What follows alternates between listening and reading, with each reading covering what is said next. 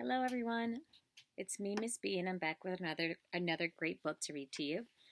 This book is called Mercy Watson to the Rescue, and it's written by Kate DiCamillo, and the illustrations are by Chris Van Dusen.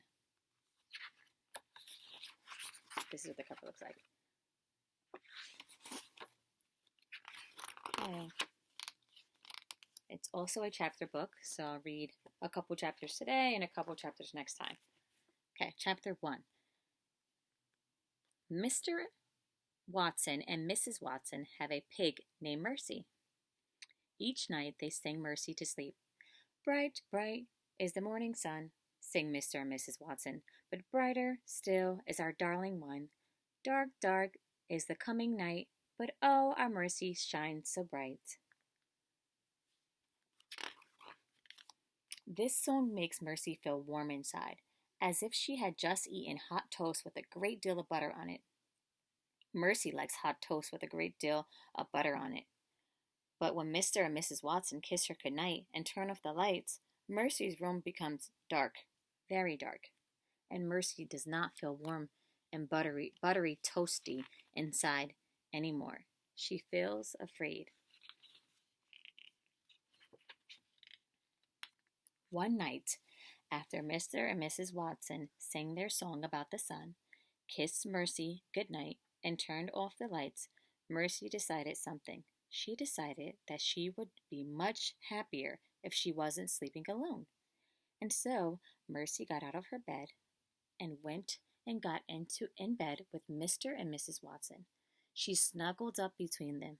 Mercy felt warm inside, as if she had just eaten hot toast with a great deal of butter on it.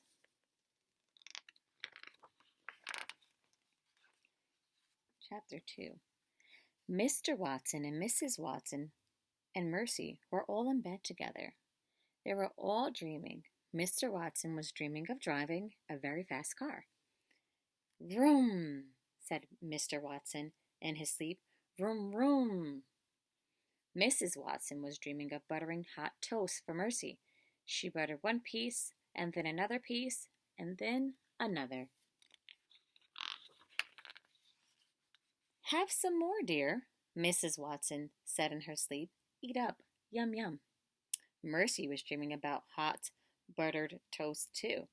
And Mercy's dream, hot buttered toast, was piled high on her favorite blue plate, and Mrs. Watson was buttering still more. It was an excellent dream. Mr. Watson said, Room, room. Mrs. Watson said, Have some more, dear. Mercy snuffled and chewed in her sleep. Mr. and Mrs. Watson and Mercy were all so busy sleeping that they did not hear the bed creak. They were all so busy dreaming that they did not hear the floor. Chapter 3. Boom, boom. A hole opened under the Watsons' bed. Crack! The Watsons fell into the hole. Mr. Watson woke up. Mrs. Watson woke up. Mercy woke up too. What the? Said Mr. Watson. Oink, said Mercy. It's an earthquake, shouted Mrs. Watson. It's the end of the world. Nonsense, said Mr. Watson, but he did not sound very sure. He sounded frightened. Mercy, however, was not frightened. Mercy was hungry. Oink, said Mercy again. She moved to the end of the bed. Boom, crack. The bed fell a little further into the hole in the floor. Don't move, shouted Mr. Watson. Whatever you do, don't move. Mr. Watson and Mrs. Watson and Mercy held very still. Mrs. Watson started to cry. I know exactly what we must do, said Mr. Watson. We must call the fire department. They will rescue us. But you said we should not move, said Mrs. Watson. How can we call the fire department if we cannot move? Mercy recalled her lovely toast-filled dream. She wondered if there was any toast in the kitchen. While Mr. Watson and Mrs. Watson were arguing, Mercy hopped off the bed. Boom! Crack! Look, said Mrs. Watson. Mercy has escaped. She's going to find help, said Mr. Watson. She is going to alert the fire department. Mercy has left the bedroom at a gallop. She was in a hurry. She was on her way to the kitchen. She was looking for some toast.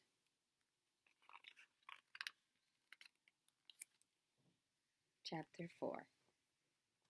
In the kitchen, Mercy sniffed the table. She sniffed the kitchen counters. She sniffed the floor, but there was no toast. There was not even a crumb of toast. Mercy's stomach growled in disappointment. Boom! Crack! Help us, Mrs. Watson called. Mercy thought very hard. Where could she get a snack? And the answer came to her. Baby Lincoln always had sugar cookies. Baby Lincoln lived next door, and Baby Lincoln liked to share. Mercy took to the kitchen doorknob in her mouth. She turned it. Help, Mrs. Watson called. Sugar cookies, thought Mercy. She stepped outside.